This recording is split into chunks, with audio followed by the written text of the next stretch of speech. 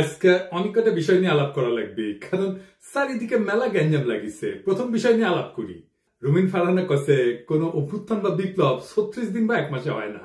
হ্যাঁ, কেউ যদি মনে করেন অল্প কয়েকদিনের আন্দোলনে হাসিনাকে দেশছাড়া করেছেন, তবে তারা বোকার স্বর্গে বাস করছেন। শেখ হাসিনার পালানো বিএনপির 16 বছরের আন্দোলনের ফসল গণবিস্ফোরণে শেখ হাসিনা পলায় গেছে। আন্দোলনখানি বিএনপি করেছে, ঈদের পরে আন্দোলন, আর কেউ করেনি। হ্যাঁ, গুম আর খুন হয়েছে খালি বিএনপি কর্মী, দেশ ছাড়া হয়েছে খালি বিএনপির কর্মী। আমরা খায় না খায় অ্যাক্টিভিজম করলাম, আমরা তো বিএনপি করি না, গল্লিকও খাই না। সমাজ কি তাইলে আমাদের মেনে নেবে? বিএনপির আন্দোলন তো দেখেছেন, দেখেন নাই? গত 10টা বছর 10টা জনসভাও করতে পারে নাই। ঈদের পর আন্দোলন করতে করতে শুনতে শুনতে কান পয়সা খুলে পড়েছে। প্রাণ ভয়ে পুলিশের আক্রমণে দাঁড়াইতে পারে নাই, নিজেরা আবার স্বীকার করেছে। খালেদা জিয়ার বাড়ির সামনে 2টা বালির ট্রাক সরাইতে পারে নাই, আবার আসিছে আন্দোলনের ক্রেডিট নিতে। বিএনপি 16 বছর কেন 1600 বছর ঈদের পরে আন্দোলনের ঘোষণা দিল, হাসিনার যেত না। যখন আন্দোলন চলছিল তখন মির্জা ফখরুল কইছে বিএনপির নৈতিক সমর্থন আছে, শুধু সম্পৃক্ততা নাই। হ্যাঁ, শুনেন, আমরা এই আন্দোলনের সঙ্গে কখনোই সরাসরি জড়িত নই, আমরা তাদেরকে নৈতিক সমর্থন দিয়েছি। আর আজ রুমিন ফারহানা বলে বিপ্লব তারাই করেছে, 1 মাসে বিপ্লব হয় না। তাহলে 7ই নভেম্বরের বিপ্লব কেমনে 4 দিনে হইল? নভেম্বরের 3 তারিখ থেকে 7 তারিখ বিপ্লব। রাশিয়ার বিপ্লব কেমনে 10 দিনে হইল? দুনিয়া কাঁপানো 10 দিন, ওই টাইমের উপরে একটা বইও আছে। বিপ্লব ক্ষণস্থায়ী, বিপ্লব অল্প সময় থাকে। বিপ্লব হইতেছে সেই মহেন্দ্র ক্ষণ, একটা মাহদীয় সময়, যখন একটা জনগোষ্ঠী তার জাতীয় আকাঙ্ক্ষার সর্বোচ্চ শিখরটা হুট করে ছুঁয়ে ফেলে, বিদ্যুৎ চমকের মতো বা লাফায় ওঠা ল্যাম্পের শিকার মতো। ওই সময় ওই জাতির উপরে আল্লাহর খেলাফত নাজিল হয়, তখন সেই হয়ে ওঠে দুনিয়ায় খোদার খলিফা, বিপ্লবের নায়ক। আর সেই অসামান্য মুহূর্তটাই বিপ্লব। আমরা ভাগ্যবান, আমরা পুরা জাতি ওই মুহূর্তটাই, ওই মহেন্দ্রক্ষণের নায়ক, যার মধ্যে দিয়ে সৃষ্টিকর্তার পবিত্র ইচ্ছা আমাদের জাতির উপরে নাজিল হয়েছিল। এই জন্য এই শহীদের মৃত্যু নাই, তারা সময় আর কালকে অতিক্রম করে যায়। আমি কইছিলাম খোদা তাআলার দয়া ছাড়া বিপ্লবে বিজয়ী হওয়া যায় না। খোদা তাআলা সাহসের আবাবিল পাখি পাঠানো লড়াইয়ের ময়দানে, খোদা তাআলার সাথে জনগণের একটা স্পিরিচুয়াল কানেকশন ছাড়া বিপ্লব সফল হয় না। মহাজীবনের ডাক শুনে সবাই, আপনি রুমিন ফারহানাকে বিএনপি কে খোদা তাআলার জায়গায় বসাইতেছেন? নাউজুবিল্লাহ। বিপ্লবের মালিক সৃষ্টিকর্তা, আপনারা না। আপনি বিপ্লবের নায়ক হইলে আপনি মাইকের সামনে চিল্লাইতেন না। অবশ্য ভুলভাল চিল্লান। কইতেছে 18 সালে নাকি বিএনপি নির্বাচন প্রত্যাখ্যান করেছে। শুনেন, আওয়ামী লীগ যখন ভারতের সঙ্গে আঘাত করে 14, 18, 24-এ ক্ষমতা দখল করলো, বিএনপি তখন আপোষহীনভাবে জনগণের পাশে থেকে নির্বাচন প্রত্যাখ্যান করেছে। ওই নিজেই 2018 সালে সংসদে সংরক্ষিত আসনের এমপি ছিল বিএনপির, আবার বিএনপি নির্বাচন প্রত্যাখ্যান করছে। কি কয় না কয় তার কোনো ঠিক নাই। শুধু তাই না, 10 কাঠার একটা প্লট চাই আবেদন করেছিল, যে প্লট পাইলে নাকি চিরকৃতজ্ঞ থাকিবে। দেখেন, এটা প্লটের লোভ সামলাইতে পারে না, সে আবার বিপ্লব করে। হ্যাঁ, খেল খতম হয়েছে, পয়সা হজম। দরখাস্তটা দেখেন, একবার বলে 2/3 মেজরিটি নিয়ে বিএনপি ক্ষমতায় যাবে। শুনেন, আবার বলে বিএনপি নেতা কর্মীদের কন্ট্রোল করা যাচ্ছে না, কেন্দ্রে জানায় কোনো লাভ হচ্ছে না। শুনেন, বিএনপির নেতা কর্মীদেরকে মাঠ পর্যায়ে কন্ট্রোল করা যাচ্ছে না, চাঁদাবাজির সঙ্গে যুক্ত, জমি দখলের সঙ্গে যুক্ত, টেন্ডারবাজির সঙ্গে যুক্ত। আমার এলাকাতে পদধারী নেতারা কেউ মাটি ভরাট করে নদীর উপরে, জমি দখল করে, আরেক উপজেলায় পদধারী নেতারা মামলা বাণিজ্য করে। তো কন্ট্রোল করা তো যাচ্ছে না। কেন্দ্রে খবর পাঠানো হয়েছে, কেন্দ্র কোনো অ্যাকশন নেয় নাই। তো বুঝছেন তো, বিএনপি ক্ষমতা এসে কি করবি? আচ্ছা, ওরা ছেড়ে দিই, বাচ্চা মেয়ে কি কইতে কি কয় ঠিক নাই, আপনারাও ছেড়ে দিয়েন। এবার আসেন বিএনপির অন্যতম প্রধান তরুণ বুদ্ধিজীবী ফাহাম আব্দুল সালাম, ওরা নিয়ে একটু কথা বলি। ফাহাম দেশে গেছিল, আপনারা মনে হয় অনেকেই জানেন যে ফাহাম মির্জা ফখরুল ভাইয়ের মেয়ে জামাই। তো আমি অত্যন্ত পছন্দ করি ফাহামকে ব্যক্তি হিসেবে, ভেরি চার্মিং পার্সোনালিটি। এই ফ্যাসি বিরোধী লড়াইয়ে তার অসামান্য ভূমিকা ছিল। সে আরবান এলিট যুবক তরুণদের এই লড়াইয়ের জন্য তৈরি করছে, সে একাই। আমি ভালো কথা বলে ফেললাম না, হ্যাঁ, বাংলাদেশে কারো সম্পর্কে ভালো কথা বলা খুব মুশকিল। যারা ফাহামকে পছন্দ করে না তারা গালাগালি করতে পারে, আর যারা ফাহামকে পছন্দ করে তারাও গালাগালি করবে যে ও আসিছে এবার ফাহামের জনপ্রিয়তা দিয়া তোমার পয়েন্ট বাড়ানোর জন্য, পয়েন্ট খাওয়ার জন্য আসিছে। আর যদি কখনো ফাহাম গ্যাঞ্জাম করে, অ্যান্টি পিপল স্ট্যান্ড নেয়, তখন এসে বলবে দেখেছেন খুব তো তখন প্রশংসা করেছিলেন। যাই হোক, এটা বলে রাখলাম যে ফাহাম আমার এলাই না, এখন রাজনৈতিক মিত্র না। কারণ ফাহাম বিএনপির যে স্ট্যান্ড নিছে, যেটা আপলোড করে, সেটা করেও সম্পর্ক রাখা যায় ভিন্ন মতের মানুষের সাথে, কিন্তু ফার্ম সেটা রাখবে না বলে সিদ্ধান্ত নিছে, এটা কোনো সমস্যা নাই, অ্যাবসলিউটলি ফাইন।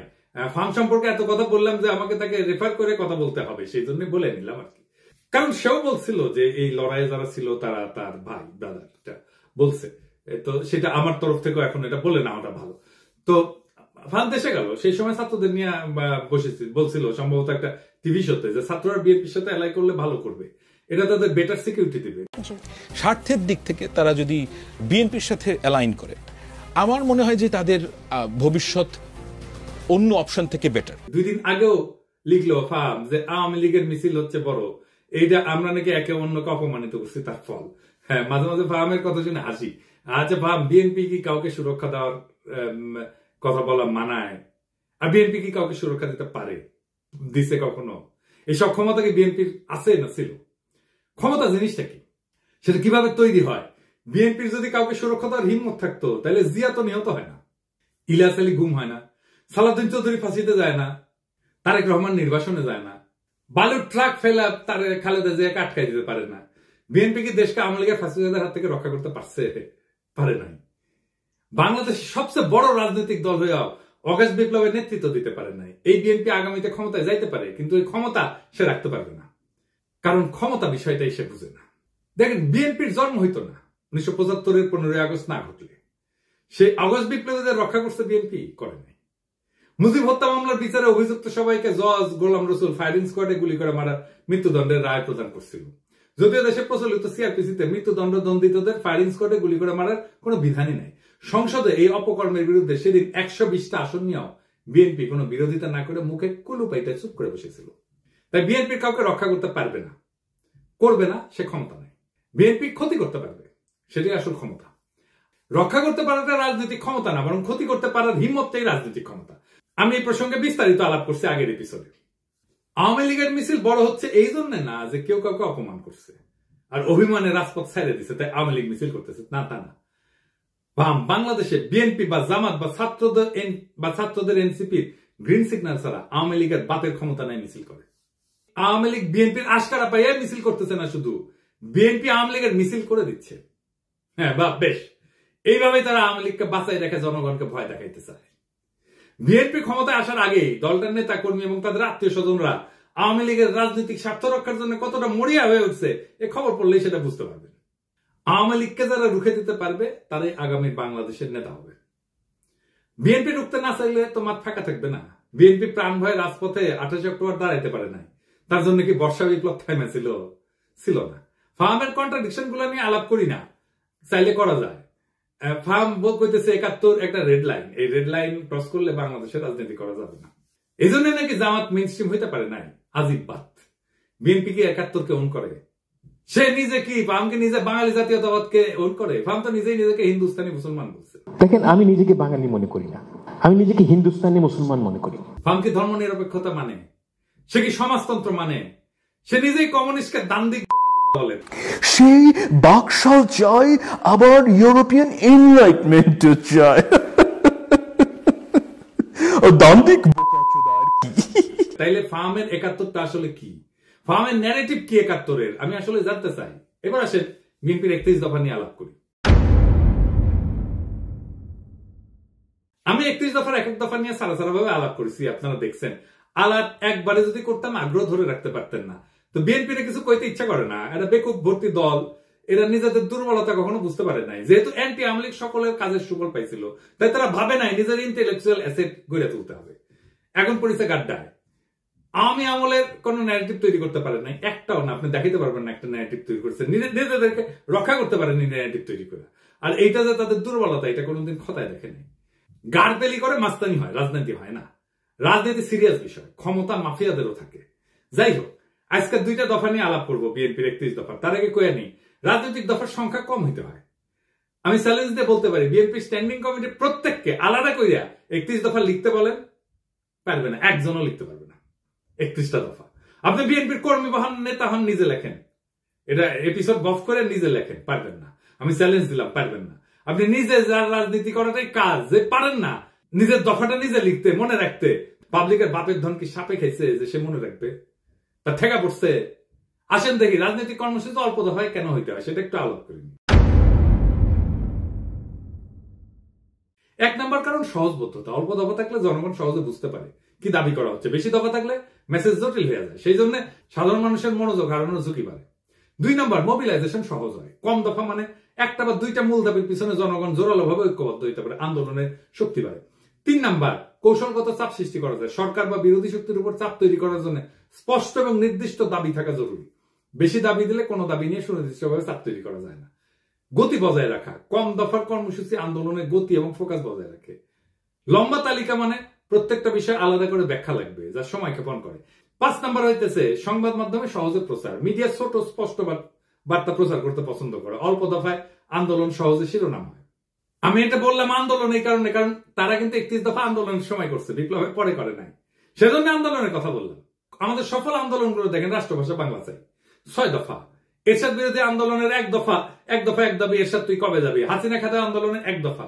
এমনকি বিএনপি যে 4 দলীয় জোটের 5 দফা ছিল 2001 সালের নির্বাচনে, দুর্নীতিমুক্ত প্রশাসন, সুশাসন, আইন শৃঙ্খলা উন্নয়ন, এই সমস্ত। তারপরে দফা বাড়তে থাকে। 2018 সালে বিএনপির ঐক্যফ্রন্টের দফা হয় 7 দফা আর 11টা লক্ষ্য। এই হইতেছে বাম ইনফ্লুয়েন্স। দাবি ঢুকাইতে হবে টাইসা। মানুষ পড়লো কিনা শুনলো কিনা ভাবাভাবি নেই। আসেন 31 দফার 2 নম্বর দফা নিয়ে দেখি। তারা কইতেছে বাংলাদেশে গণতন্ত্র, ভোটাধিকার পুনঃপ্রতিষ্ঠা এবং স্বচ্ছ গণতান্ত্রিক প্রক্রিয়াকে স্থায়ী, সাংবিধানিক এবং প্রাতিষ্ঠানিক রূপ দেওয়ার লক্ষ্যে একটা নির্বাচনকালীন দল নিরপেক্ষ তত্ত্বাবধায়ক সরকার ব্যবস্থা প্রবর্তন করা হবে। ভালো কথা, কিন্তু প্রশ্ন হইতেছে তত্ত্বাবধায়ক সরকার তো বিএনপি প্রবর্তন করেছিল, তাই না? আইন কইরা 96 সালে তো টিকলো না কেন? আবার আইন করবে, টিকবে না। মানে আমরা চক্রাকারে একই সমস্যার আবর্তে ঘুরপাক খাবো নাকি বারে বারে? আবার যে বাতিল হবে না তার নিশ্চয়তা কি? জনগণ চায় একটা নিরপেক্ষ নির্বাচন, অবাধ স্বচ্ছ নির্বাচন, নেতা নির্বাচনের স্বাধীনতা। এটা কিভাবে নিশ্চিত হবে? বিএনপি তো বিচারপতির বয়স বাড়ায় নিজেদের পছন্দ মতো লোককে তত্ত্বাবধায়ক সরকার প্রধান বানাতে চেয়েছিল 2006 সালে, জানেন তো? 2007 সালের জানুয়ারিতে যে সাধারণ নির্বাচন পরিচালনা হবে সেটার জন্য তত্ত্বাবধায়ক সরকার গঠিত হওয়ার কথা ছিল। তার প্রধান উপদেষ্টা হিসেবে বিচারপতি KM হাসানকে নিয়োগ করা হয়। উনি একসময় বিএনপির কেন্দ্রীয় নেতৃত্বে ছিলেন। তৎকালীন আওয়ামী লীগের মতে KM হাসান যাতে তত্ত্বাবধায়ক সরকারের প্রধান উপদেষ্টা হইতে পারে সেই জন্য বিএনপি সংবিধান সংশোধন করে বিচারপতির অবসর গ্রহণের বয়সসীমা বাড়াই দিয়েছিল। গ্যাঞ্জাম বাঁধে এই নিয়ে, আবার গ্যাঞ্জাম বাঁধবে। এই দফা দিয়ে কি অবাধ সুষ্ঠু নির্বাচন করা যাবে? যাবে না। নিশ্চিত করা যাবে? যাবে না। এমনকি এই সিস্টেম টিকবে না, আগেও টেকে নাই। তাইলে এই দফা কি চিন্তা ভাবনা কইরা বানাইছে? আচ্ছা, 4 নম্বর দাবিতে কি বলিছে? পরপর 2 টার্মের অতিরিক্ত কেউ প্রধানমন্ত্রীর দায়িত্ব পালন করতে পারবে না। ভালো কথা, খুবই ভালো কথা। কি মনে হয় এটা পইরা? পরপর 2 টার্মের বেশি কেউ প্রাইম মিনিস্টার দায়িত্ব পালন করতে পারবে না। এটা বিএনপি অনেকবার বলছে, কিন্তু আমরা যাতে আমেরিকায় দেখি এইটাই সংবিধান সংস্কার কমিটি প্রস্তাব করছে। এখন বিএনপি কইতেছে প্রধানমন্ত্রী পদে দাঁড়ান 2 মেয়াদের বেশি কেউ থাকতে না পারলেও একবার বিরতি দিয়া আবার প্রধানমন্ত্রী হইতে চাইলে সেই সুযোগ থাকতে হবে। মানে পরপর 2 টার্ম থাকবে, তারপরে 1 বছর অন্য কেউ হবে, তারপর আবার কেউ 2 টার্ম এসে থাকবে। মানে বুঝছেন তো, পরপর 2 টার্ম থাকার পরে 1 টার্ম প্রেসিডেন্ট হবে, তারপর আবার 2 টার্ম প্রাইম মিনিস্টার হবে, তারপর 1 টার্ম প্রেসিডেন্ট হবে। মানে চালাকি শুরু হয়ে গেছে, ভাবছে কেউ বুঝতে পারবে না। যেই মাত্র ক্ষমতায় আসা দেখতে পারতেছে তখনই চোখ উল্টাই দিচ্ছে বিএনপি। যখন ক্ষমতা থেকে দূরে তখন কত ভালো ভালো কথা দেখিস, কি সুন্দর চাঁদ দিছে, এখন আর চিনে না। আসেন, কেন পরপর 2 বার রাষ্ট্রের প্রধান নির্বাহী হওয়া ঠিক না? এর পিছনে দার্শনিক ভিত্তিটা কি? পরপর 2 টার্ম রাষ্ট্রের নির্বাহী থাকা ঠিক না কেন? এর মূল উদ্দেশ্য হইতেছে 1 নম্বর ক্ষমতার অপব্যবহার রোধ করা। দীর্ঘ সময় ধরে একই ব্যক্তি ক্ষমতায় থাকলে স্বৈরতান্ত্রিক প্রবণতা তৈরি হয়, নিজের ক্ষমতা পাকাপোক্ত করতে শুরু করে, জনগণের বদলে নিজের দল বা নিজের শক্তিকে রক্ষা করে। একই জিনিস ঘটছে হাসিনার ক্ষেত্রে। 2 নম্বর, নতুন নেতৃত্বের সুযোগ সৃষ্টি হয় না। নিয়মিত নেতৃত্বে পরিবর্তন মানে নতুন চিন্তা, নতুন দৃষ্টিভঙ্গির আগমন। 3 নম্বর, রাষ্ট্রীয় প্রতিষ্ঠানের স্বাধীনতা রক্ষা। একজন দীর্ঘদিন ক্ষমতায় থাকলে বিচার বিভাগ, নির্বাচন কমিশন, পুলিশ ইত্যাদি তার হাতে জিম্মি হয়ে যেতে পারে, যেটা হাসিনার আমলে হয়েছিল। 4 নম্বর, গণতন্ত্রের প্রাণবন্ততা বজায় রাখা। জনগণ যাতে মনে করে রাষ্ট্র তাদের, কোন ব্যক্তির না, এই অনুভূতি বজায় রাখা দরকার। এবং দীর্ঘকালীন শাসনের বিদ্রোহ কিন্তু অবশ্যম্ভাবী হয়ে ওঠে, কারণ ক্ষমতা কেন্দ্রীভূত হয়ে পড়ে। যখন এক ব্যক্তি বা গোষ্ঠী দীর্ঘদিন রাষ্ট্রের নেতৃত্ব থাকে, তখন তারা সমস্ত শক্তি নিজেদের হাতে কক্ষিগত করে, আইনের শাসন দুর্বল হয়, বিচার ব্যবস্থা পক্ষপাতদুষ্ট হয়, সেনাবাহিনী প্রশাসন ব্যক্তি বিশেষের গোলাম হইয়া পড়ে, জনগণের স্বাভাবিক চাহিদা, ন্যায় বিচার, সমান অধিকার, জীবনের নিরাপত্তা এই সমস্ত পদদলিত হয়। একই জিনিস আমরা দেখছি হাসিনার আমলে। দেখেন এই যে ঘটনা, এটা তাত্ত্বিক ভিত্তি কি, যে কেন প্রধান নির্বাহী বেশি দিন থাকতে পারবে না? তাত্ত্বিকভাবে এটা দাঁড়ায় আছে কয়েকটা বড় চিন্তার উপরে। এক নম্বর হচ্ছে ডেমোক্রেটিক রোটেশন, বা এটাকে বলা যেতে পারে গণতান্ত্রিক চক্র। জন লক, মন্তেস্কু এই দার্শনিকরা বলছিলেন ক্ষমতা স্বাভাবিকভাবে দুর্নীতির দিকে ধাবিত হয়, তাই নিয়মিত ক্ষমতার হাত বদল জরুরি। আর একটা তত্ত্ব হচ্ছে ন্যাচারাল ডিকে অফ পাওয়ার, মানে ক্ষমতার স্বাভাবিক ক্ষয়। টকভিল উনি বলছেন একজন নেতা যত বেশি সময় ক্ষমতায় থাকে, তত সে জনগণের আসল চাহিদা থেকে বিচ্ছিন্ন হয়ে পড়ে। আর 3 নম্বর হইতেছে জেনারেশনাল রিনিউয়াল, নতুন প্রজন্মের আবির্ভাব তত্ত্ব। রাষ্ট্রের সেবা করার সুযোগ নতুন নেতৃত্বকে দিতে হবে, না হইলে রাষ্ট্র সময়ের সাথে সাথে পিছায় যাবে। যদি একজন নেতা 2 মেয়াদে চালায় যায়, তারপর এক টার্ম বিরতি নিয়ে আবার প্রার্থী হয়, তাহলে মূল উদ্দেশ্য ব্যাহত হয়। কেন ব্যাহত হয়? 1 নম্বর, ক্ষমতার নেটওয়ার্ক নষ্ট হয় না, যেটা তৈরি হয়েছিল। যে নেতা টানা 2 মেয়াদ চালাইছে, তার সময়কালে প্রশাসন, বিচার বিভাগ, পুলিশ, মিডিয়া, ব্যবসায়ী গোষ্ঠী সব স্তরে স্তরে অনুগত এক ধরনের নেটওয়ার্ক তৈরি হয়। এক টার্ম বিরতিতেও এই নেটওয়ার্ক বেঁচে থাকে, সক্রিয় থাকে। এখন দেখতেছেন না, এখনো হাসিনার লোকজন প্রশাসনে আছে। তো উনি যখন আবার প্রার্থী হয়, এই শক্তিগুলো তাকে সুবিধা দেয়, ফলে নতুন প্রতিদ্বন্দ্বিতা বা নতুন নেতৃত্বের সুযোগ প্রকৃত অর্থে হয় না। 2 নম্বর, জনগণের মনস্তত্ত্ব পাল্টায় না। নেতার ব্যক্তি পূজা বা জনপ্রিয়তার মিথ ভেঙে যেতে সময় লাগে। মাত্র 1 মেয়াদের বিরতি তা ভাঙার জন্য যথেষ্ট না, ফলে পুরনো প্রভাব বজায় থাকে। মানুষ মনে করে ওই লোকটাই আবার ফিরে আসবে।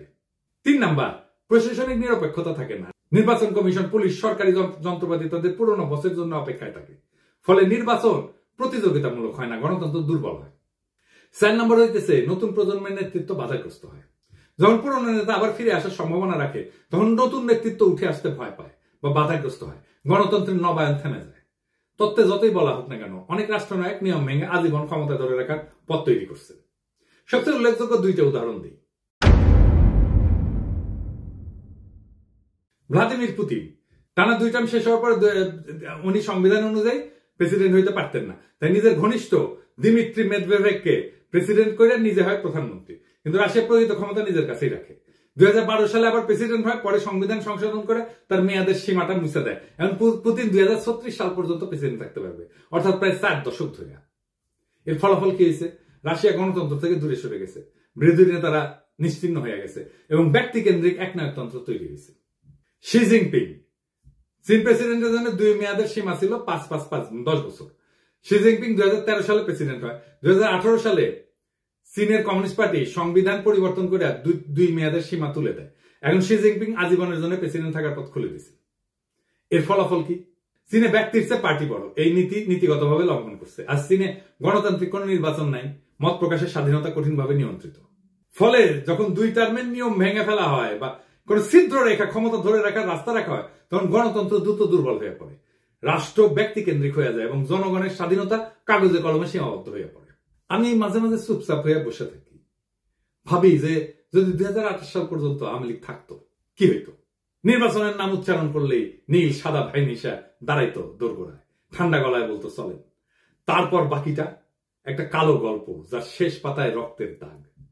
লুৎফুজ্জামান বাবর কারাগারের ঘুপসি কোণে চোখ তুলা পাখিদের উঠতে দেখতেন আর ভাবতেন তারা এখনো উঠতে পারে, অথচ আমি। সালাউদ্দিন আহমেদ শিলংয়ের আকাশে হাত তুলতেন, এই নীল কি ঢাকার মতো, নাকি আমি বদলে গেছি? খালেদা জিয়া এখন অন্তরীণ থাকতেন। রিজভী ভাই কোলাপসেবল গেটের পিছনে মাফলার গলায় দিয়া হাতে গোনা কয়েকজন কর্মী নিয়ে শীতের মধ্যে ঠকঠক করে কাঁদতেন, ওটাই ওনার রাজনৈতিক কর্মসূচি হয়ে থাকতো। আর আয়নাগর, ওইখানে নাম ঝুলতো শত শত মৃত স্বপ্নের, ভুলে যাওয়া মানুষের, যারা একদিন হাঁটতো, হাসতো, স্বপ্ন দেখতো, তারপর চুপ হয়ে যেত।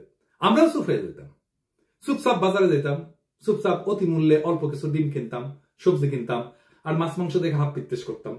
চুপচাপ আয়নায় তাকায় ভাবতাম, এটা আমার মুখ না, আমি কোথায় হারালাম? ঠিক তখন কিছু সাহসী তরুণ উঠে দাঁড়ায়, তারা বলে এমন জীবন চাই না।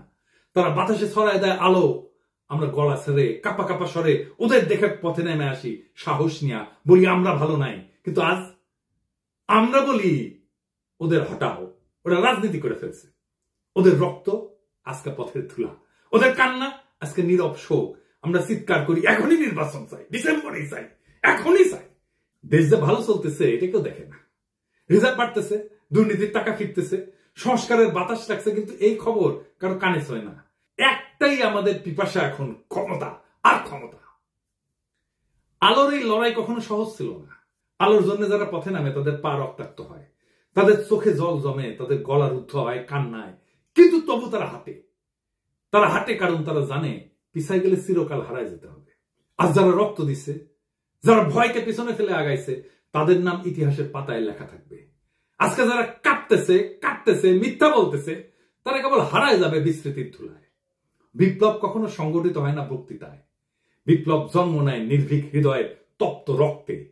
আমরা সেই রক্তের উত্তরাধিকার, আমরা হারব না। তারা ভাবছিল আমরা ভয় পাবো, তারা ভাবছিল আমরা হাইরা যাব, তারা ভাবছিল আমরা মুখ নিচু কইরা ঘরে ঢুকে যাব, কিন্তু তারা ভুল করছে। আমরা পিছু হটিনি, আমরা সামনে আগাইছি, আমরা থামিনি, আমরা ঝড় তুলছি, আমরা চুপ থাকিনি, আমরা স্লোগানে মুখর করছি রাজপথ। আজ যারা ধোকা দিচ্ছে, ইতিহাস তাদের মুখ চিরকাল ঘষা মাটিতে ফেলে রাখবে। আজ যারা দাঁড়াইছে, ইতিহাস তাদের মাথায় তুলে নেবে। আজ আকাশ ভেঙে পড়ুক, সমুদ্র ফেটে যাক, আমরা পিছু হটবো না। আমাদের জয় হবে ইনশাআল্লাহ। ইনকিলাব জিন্দাবাদ।